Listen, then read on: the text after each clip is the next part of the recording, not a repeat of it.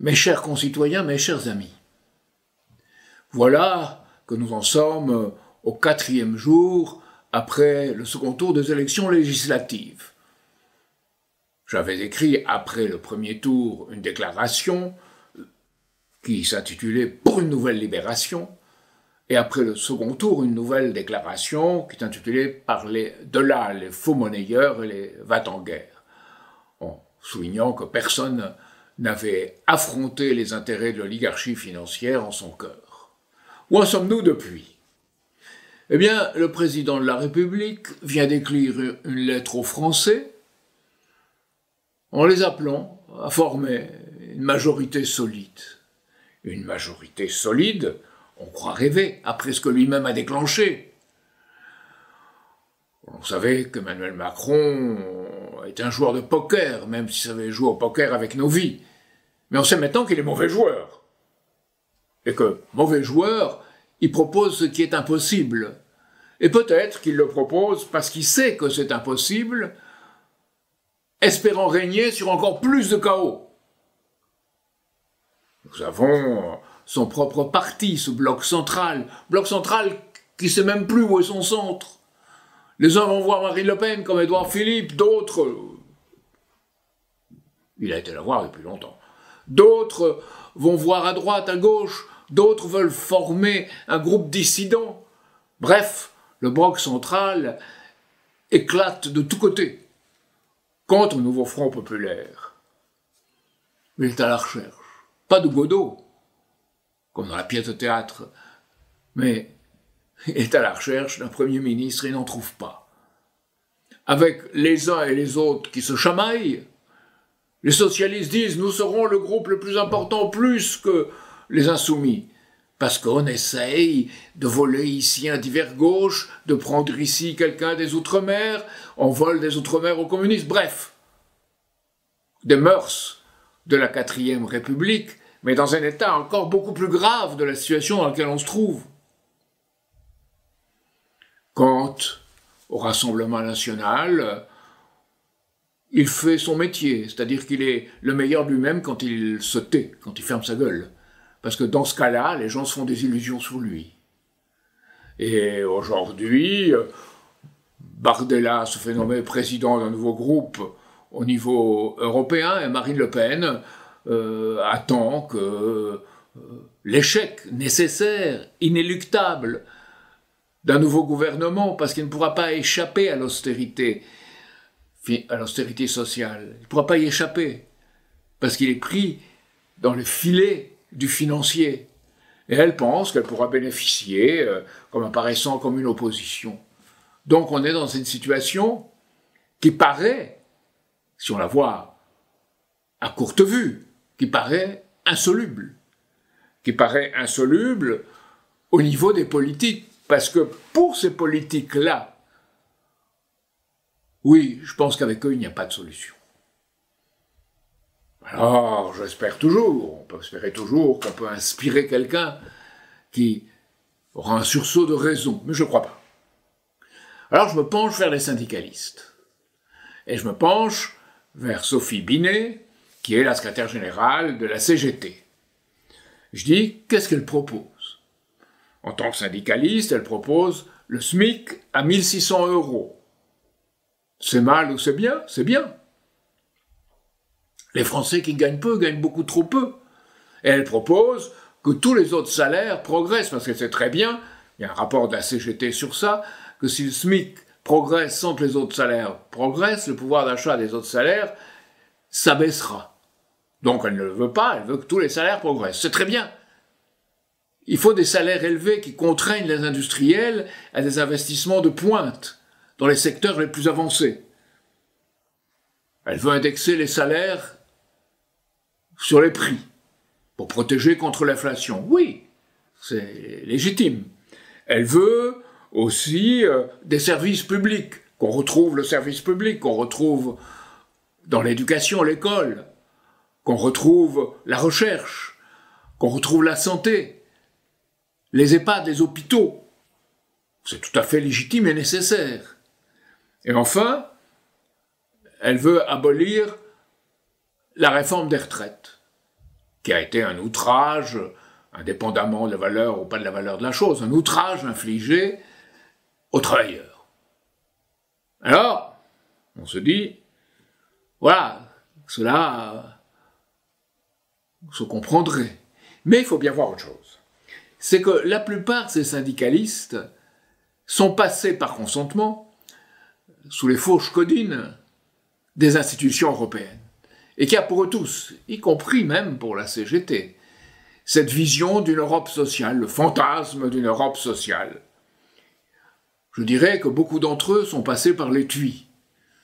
C'est une jolie façon de dire les choses, une chose terrible. L'étui, c'est l'European Trade Union Institute, qui a été institué à l'échelle européenne pour former, c'est-à-dire pour déformer les syndicalistes, et pour préparer les fonctionnaires européens, et pour créer une passerelle entre syndicalistes pour qu'ils deviennent fonctionnaires européens. Donc même les syndicalistes sont pris dans ce piège-là. Et si on regarde en perspective, personne ne conteste cette mainmise de l'oligarchie financière sur la politique.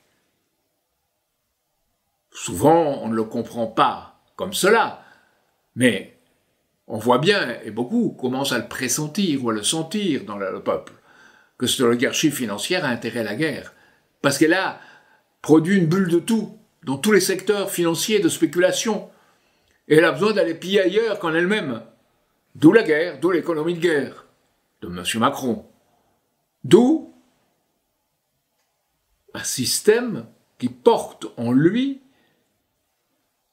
la production d'armes, la cybernétique, le numérique, l'intelligence artificielle, le tout associé à la production d'armes, et un argent qui fait de l'argent avec de l'argent. Donc c'est un système qui n'est pas viable.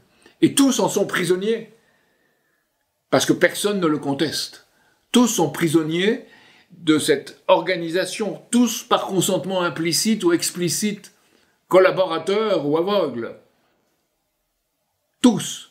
Et ce que j'avais dénoncé dans ma présidentielle de 1995, ce que j'avais dénoncé, on en subit toutes les conséquences aujourd'hui. Il y a un problème fondamental qui est celui de ce cancer financier qui ronge l'économie mondiale et qu'il faut faire une autre politique, une politique de croissance, de développement commun à l'intérieur de la France, vis-à-vis de l'Europe et vis-à-vis de l'Afrique.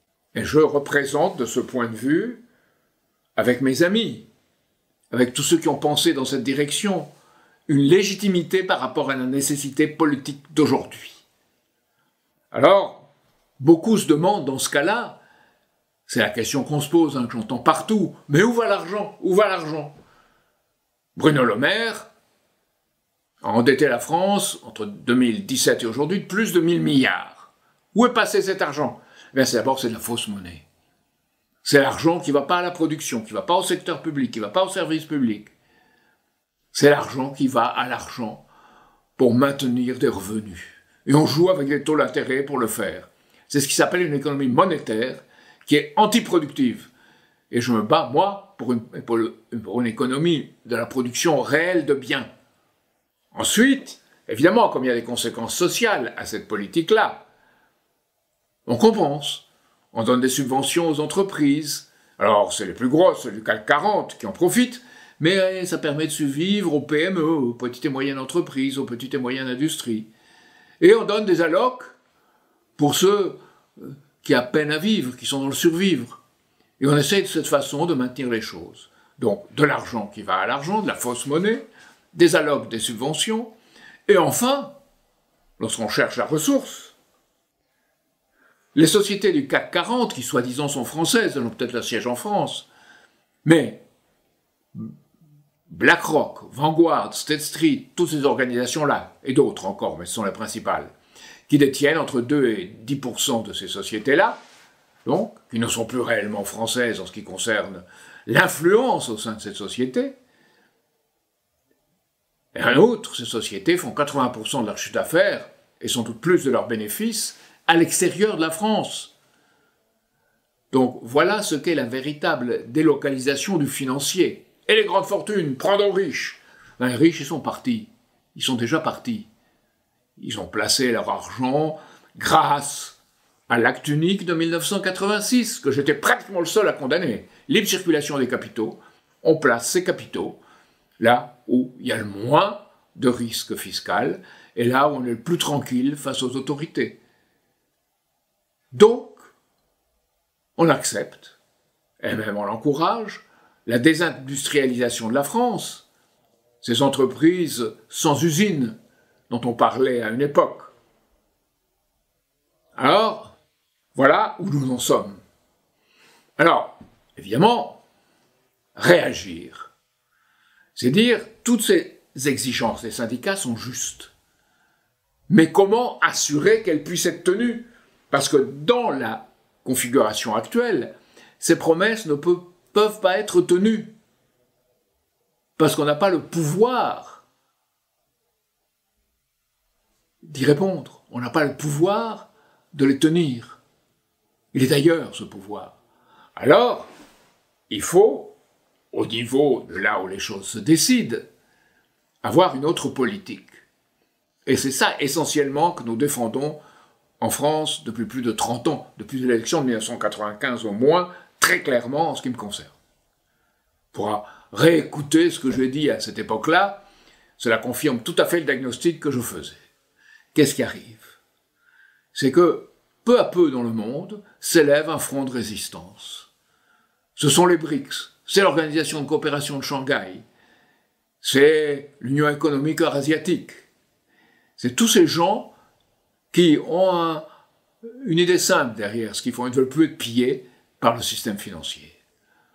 Donc, on peut dire, c'est contre le colonialisme, c'est contre l'impérialisme, c'est pour les 5 principes que Chou En-lai avait mis en œuvre de coexistence pacifique, c'est pour les 10 principes de Bandung, des non-alignés, c'est pour le groupe des 77, aujourd'hui, c'est pour toutes ces forces qui veulent quelque chose d'autre. Oh, c'est pas des gens qui pensent tous exactement la même chose, qui ont tous exactement le même régime. On dira dans les pays occidentaux, c'est n'importe quoi ce Sud global. Eh ben non. C'est un basculement du monde vers le Sud et vers l'Est. Et la France devrait en être partie. Et c'est pour cela que nous nous battons. Et ce que nous espérions, c'est que dans la situation actuelle de chaos et de confusion, sorte quelque chose de nouveau en France qui rende possible la présence de la France à Kazan, 22-24 octobre, où se réunissent les BRICS pour aller dans cette direction. Il n'y a pas de miracle, ça ne se fera pas à Kazan d'un seul coup, mais il y aura un mouvement, il y aura une dynamique, et la France devrait en être. Elle n'en est pas, elle est même dans le camp opposé. Pensez-le bien, Macron, en rédigeant sa lettre aux Français, a terminé de le faire dans l'avion qui le menait à Washington à la conférence de l'OTAN. C'est ça qui est significatif. Cette majorité qu'il appelle en France, dont il nous appelle à constituer, cette majorité solide, comme il dit, c'est solidement pour l'OTAN, c'est solidement pour l'oligarchie financière, voilà ce qu'il veut. Je ne sais pas s'il en est tout à fait conscient, probablement il pense que ses propres mérites lui valeraient cette majorité solide, mais je crois pas, je crois qu'il est assez intelligent pour comprendre qui il sert et quels intérêts il sert. Donc on en est là. Alors comment, en France, transmettre cette idée? Il faut repenser à 1945-46, à la bataille pour la production qu'il y avait alors. Alors, ce n'est pas les mêmes conditions, ce n'est pas pareil aujourd'hui. Elle sera aujourd'hui tout aussi difficile, et peut-être davantage. Mais cette bataille pour la production, c'était un accord entre les principaux partis, notamment les gaullistes d'alors et le Parti communiste. Thorez avait dit que ce qui était révolutionnaire, c'est la possibilité de produire. Il était soutenu en cela par les communistes soviétiques qui pensaient qu'il était essentiel d'avoir des partenaires pour pouvoir continuer, des partenaires en Europe. Mais c'est la production. C'est la véritable entreprise. C'est celui qui est à la tête de l'entreprise.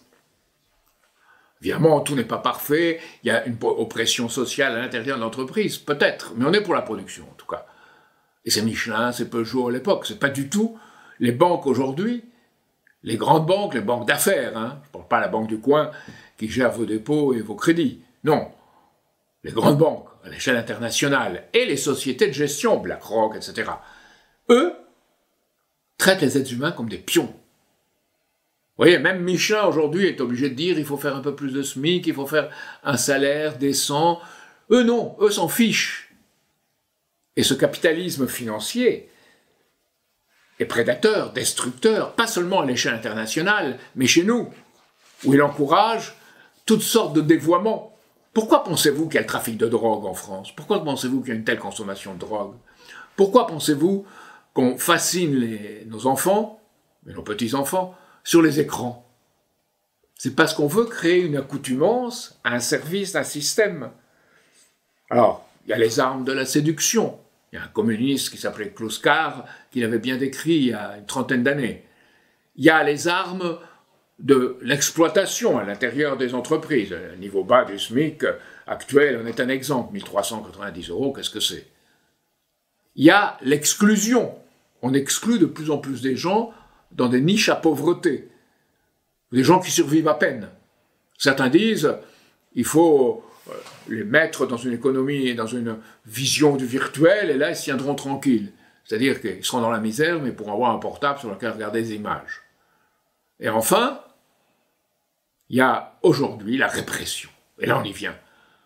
Et dans cette rentrée, on rentre dans cette forme de répression, on l'a vu avec les gilets jaunes, qui devient physique, et là, ça pourrait très bien le devenir. Alors il ne faut pas calculer sur ce que cette répression amènerait de bon. Pourquoi?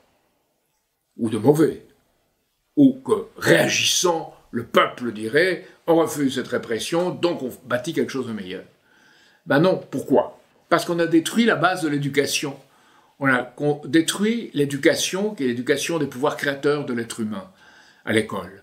On a détruit et on formate au lieu de construire. On formate à servir quelque chose, à servir le système qui est en place. Ou alors, certains, on les conduit dans des canaux, des orientations, des filières, qui sont des filières où ils seront le bas. Ceux qui appliqueront les codes définis par le haut. Et évidemment que dans cette école-là, avec cette forme-là, on ne trouve pas de fraternité. On ne trouve pas d'idées pour le futur. Et que notre tâche, évidemment, c'est ce peuple qui est non seulement opprimé, mais qui aujourd'hui subit un véritable hargne des élites en place. Et lui-même est décontenancé, il est un peu perdu. Eh bien, il faut lui donner la bonne partition. Je vais écrire un livre qui s'appellera « Le cri du peuple ». Mais c'est répondre au cri du peuple. C'est-à-dire d'être capable de lui montrer la nature réelle de ce qui l'opprime et une partition qu'il jouera à sa façon pour aller dans la direction d'un système qui libère. C'est pour ça que je parlais de la nouvelle libération de la France. Et aujourd'hui, nous sommes à ce moment de l'histoire où, ayant été nous-mêmes lanceurs d'alerte, ayant été moi-même lanceur d'alerte, j'espère qu'on deviendra, à travers, partiellement peut-être, certaines forces existantes qui se rebelleront devant l'extrême dans lequel on est arrivé et qu'on inspirera, ou plus généralement à travers des groupes politiques que nous organiserons dans notre pays et dans le monde, comme notre coalition internationale pour la paix, qui pourront écrire cette partition pour l'avenir. Et c'est là que le faire à l'intérieur de la France, avec des gens dans tous les secteurs, ils peuvent avoir des idées différentes, mais tous seront pour cette résistance et tous seront pour une libération. Ça s'appelait à un autre moment de l'histoire la France libre, ça s'appelait la résistance, ça s'appelle le programme du Conseil national de la résistance. Dans des termes entièrement nouveaux, il faut reconstituer cet état d'esprit. Et c'est notre combat dans la situation, après ce premier tour, après ce deuxième tour, et dans cette confusion et ce chaos qui est en train de s'installer. Pour aller dans ce sens que ce que, justement et honnêtement, veulent tous ceux qui sont en relation avec le monde du travail, mais il faut leur donner un sens politique qui permette que les promesses dues soient tenues. C'est notre combat.